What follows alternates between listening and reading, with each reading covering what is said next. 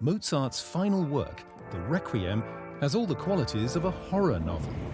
A young, highly successful composer dies at the age of 35 while writing a Requiem Mass. Moreover, a mysterious messenger in grey brought Mozart the commission from an enigmatic client. Mozart's wife, Constanze, played a role in creating the legend. She describes anecdotally how the work came to be written and reports how fervently her husband worked on the Requiem. One day, to distract him a little, she went to the Prater with him.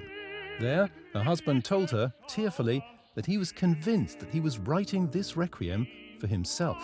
Yet, what is behind the story about the messenger in grey?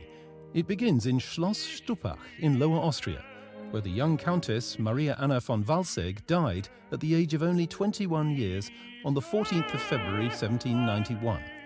Her husband, Franz de Paula Anton Count Walsegg, was a great music lover, and he had a rather eccentric habit. He pretended to be a composer and commissioned new works from the most highly regarded masters in Vienna, which were then performed in his palace under his own name.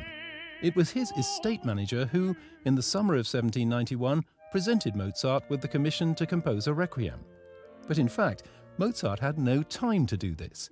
It was not long before the premiere of the Magic Flute, and then he had also received the honourable but strenuous job of writing an Italian opera, La Clemenza di Tito, in an extremely short period for the coronation festivities of Leopold II as King of Bohemia. The opera was to be performed in Prague, so not exactly on the doorstep, and Mozart was to conduct. That's why Mozart demanded an exorbitantly high fee, hoping that the client would thus be deterred. However, only a few days later, the messenger brought him half the fee as an advance payment. Now, there was no way of getting out of composing the Requiem.